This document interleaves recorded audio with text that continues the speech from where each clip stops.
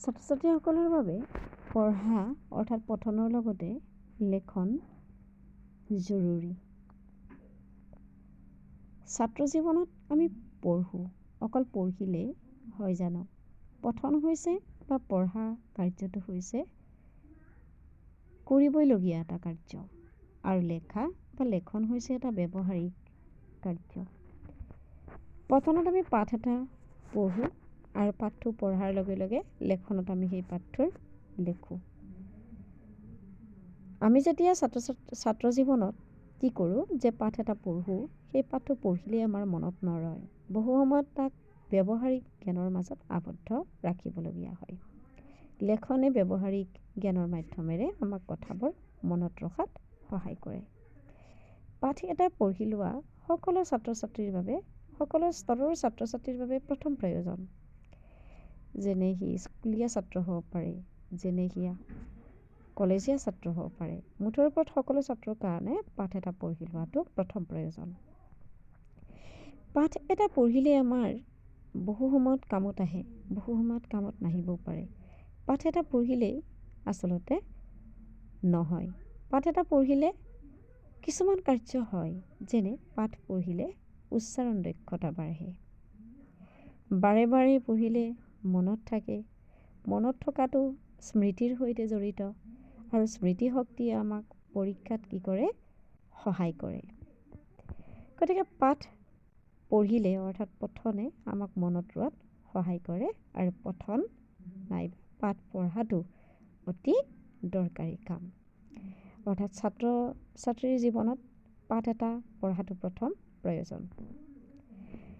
পাঠটো পঢ়িলেই বহু সময়ত আমি মনত থকাত হয়তো মনত ৰয়ও, কিন্তু পাঠ পঢ়িলেই নহ'ব, ব্যৱহাৰিক জ্ঞানৰ যথেষ্ট প্ৰয়োজন। গতিকে আমি লেখা অভ্যাস কৰিব লাগে। ই ব্যৱহাৰিক জ্ঞানত আমাক সহায় কৰে, আৰু ব্যৱহাৰিক জ্ঞান আয়ত্তকৰণে আমাক পৰীক্ষা এটাত ভাল ফলাফল লাভ কৰিবলৈ সহায় কৰে। পৰীক্ষাকেন্দ্ৰিক কথাখিনি আচলতে মই ইয়াত কৈছোঁ, কিয়নো ছাত্ৰ ছাত্ৰীক আগত ৰাখি এই ভিডিঅ'টো কৰা হৈছে। গতিকে লেখনে সৰ্বপ্ৰথমে আমাক আখৰ ভাল হোৱাত সহায় কৰে। যিসকল ছাত্ৰ ছাত্ৰীৰ আখৰ বেয়া, বানান ভুল হয়, সেইসকল ছাত্ৰ ছাত্ৰীক প্ৰথমতে সি কি কৰিব যে আখৰ ভাল হোৱাত সহায় কৰিব, বানান শুদ্ধ কৰাত সহায় কৰিব। দ্বিতীয় কথাটো হৈছে মনত ৰখাত সহায় কৰে। লেখন কাৰ্যই বা লেখা কাৰ্যই আমাক কি কৰে? মনত ৰখাত সহায় কৰে। বাক্য গাঁথনি শিকাত সহায় কৰে। বাক্যৰ গাঁথনিটো যিহেতুকে আমাৰ মনত ৰৈ যায়, গতিকে বাক্য গাঁথনিত সহায় কৰে, শিকাত সহায় কৰে, বানান শুদ্ধ কৰে।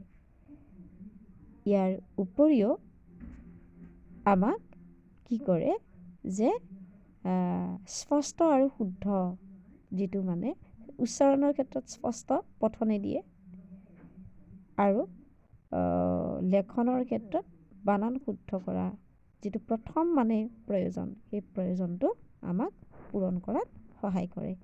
গতিকে ছাত্ৰ ছাত্ৰীৰ বাবে পাঠ এটা পঢ়া অতি প্ৰয়োজন, বাৰে বাৰে পঢ়া প্ৰয়োজন।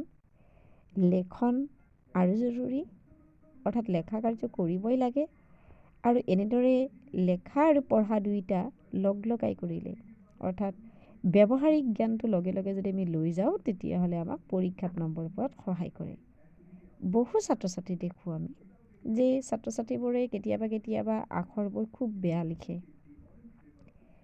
আখৰবোৰ বেয়া লিখিলে ক'লেও কেতিয়াবা বহু ছাত্ৰ ছাত্ৰীয়ে বেয়াও পায় বা বেয়াও লাগে, কিন্তু আখৰবোৰ ভাল কৰাৰ উপায় আছে, বানান শুদ্ধ কৰাৰ উপায় আছে, যে লিখিব লাগিব, লেখন কাৰ্যৰ লগত ওতঃপ্ৰোতভাৱে জড়িত হ'ব লাগিব।